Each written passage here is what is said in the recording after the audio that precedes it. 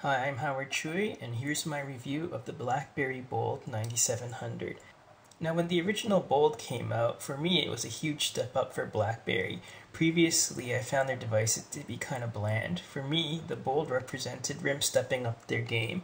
It brought together some decent multimedia capabilities and brought some nice features together, like a higher res display, GPS, Wi-Fi, a fast 612 MHz processor, and a pimping leatherette back cover. Anyways, it took RIM quite a while, but here's the new version, the 9700. It brings a 3.2 megapixel camera, up from 2 megapixels, and more importantly, it adds autofocus, double the RAM, a slightly higher resolution display, a newer version of the Blackberry OS, a trackpad in place of the trackball, better build quality, and smaller size. Let's check it out. Headphone jack, micro USB for charging and syncing, voice command button. You can program this to do something else. Microphone. Volume buttons, camera button, lock button, mute button, camera, flash. Now, one area where the 9000 has a leg up is that it has stereo speakers. The 97 only has the single speaker on the back, although it's quite good. The trackpad is great. It took me 2 or 3 minutes to get used to it. It's a little more sensitive than the trackball, but otherwise it's very intuitive to use. Now, I might be getting a little nostalgic, but one thing I kind of miss is the sound of the trackball. And at night, when the 9700 lights up, the trackpad doesn't, so I kind of miss that. The build quality is much better than I remember with the original Bolds. It feels tighter in my hand when I squeeze it. Well, this one doesn't squeeze, and the back cover doesn't move at all. Now, I don't have the original Bold sitting around, so let's compare it with the Tour. Now, they're both about the same thickness, but the Bold 9700 is shorter, and it's actually narrower.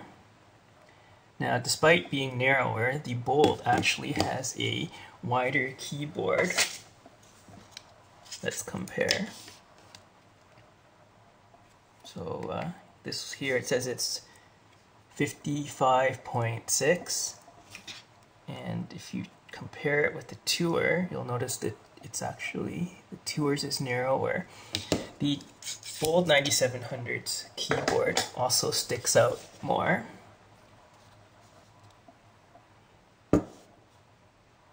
Yeah, you see? So the 9700's keyboard is a lot better in my opinion. Now, if you're in Canada and on TELUS and maybe soon Bell, you can choose from either the Bold or the Storm 2. So let's compare the two. Now, I realize that the Storm 2 has a touch screen. So, you know, if you prefer a touch screen, then, you know, you have to get the Storm 2. And if you want a keyboard, you get the 9700. For me, a Blackberry's got to have a keyboard. So, anyways, so the Storm 2 is similar size to the Tour, so you see it's just a tiny bit longer, and they're about, the Storm 2 is a tiny bit wider, and they're about the same thickness. Now, the operating system is now up to version 5.0, up from 4.7. I don't notice any huge differences, so the changes are mostly minor. I've noticed a few menu items have moved around so that they're more logic, and now when you have something selected,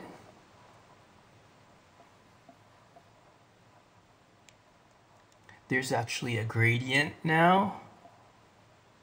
Before, you see it's just solid blue. Now it's a gradient. Woohoo. So as far as operation goes, I don't notice any major differences, which is a good thing, since I thought the Bold worked just fine. That said, the browser could be faster. The 9700's browser appears to be slightly faster than the Tour's, but it's still a slouch compared to the competition. Now the 9700 is a great multitasker. Check how quickly I can switch between apps. So browser, messages, alarm clock. So the multitasking is very impressive. Now messaging has always been the BlackBerry's bread and butter, and it's a pretty pleasant experience on the 9700. Besides BlackBerry Messenger, SMS, MMS, Exchange, IMAP, and POP support, there's also support for push Gmail and Microsoft Live accounts. I use Gmail myself, and out of the box there's support for syncing with your contacts when you set up it up. You can also sync the 9700's calendar with a download from Google, although apparently the feature doesn't work well for everyone. As far as camera quality goes, it's not bad. It's similar to the one found on the Storms. It can take decent pictures indoors provided you have enough light, and outdoors it does quite well. That said, I was kind of hoping for something a little better since the Storm's 3.2 megapixel camera, well, it's been out for a while. When using the video recorder, the flash can act as a video light, which really helps indoors.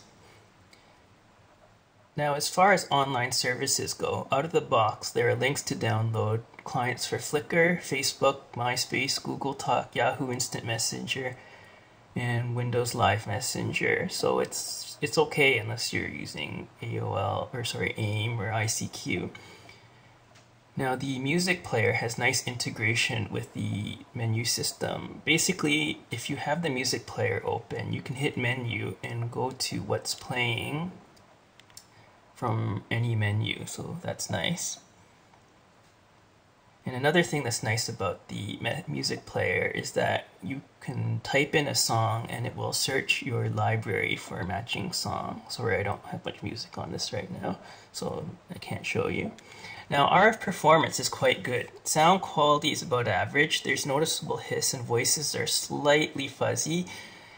Maximum earpiece volume is quite good.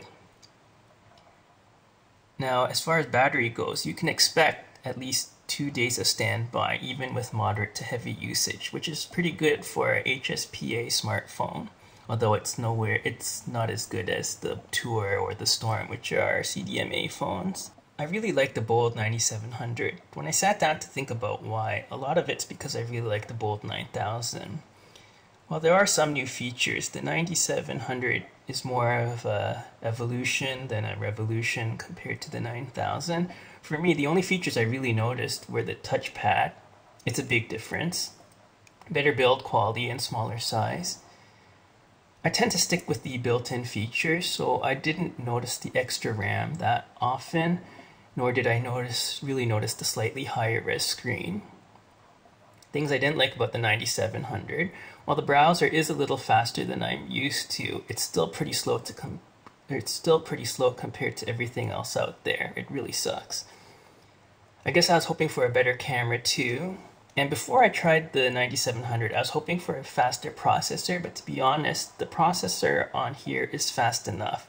A faster processor isn't going to fix the browser. Research in Motion just needs to get a new one. Anyways, I guess the original Bold was such a big step up for BlackBerry, and there was such a long wait for an update. I was kind of expecting more from the 9700.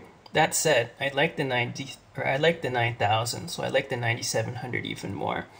I guess it's a case of, if it ain't broke, with the exception of the browser, then why fix it? Anyways, I'm Howard Choi, and that's my BlackBerry Bold 9700 review. Thanks for watching.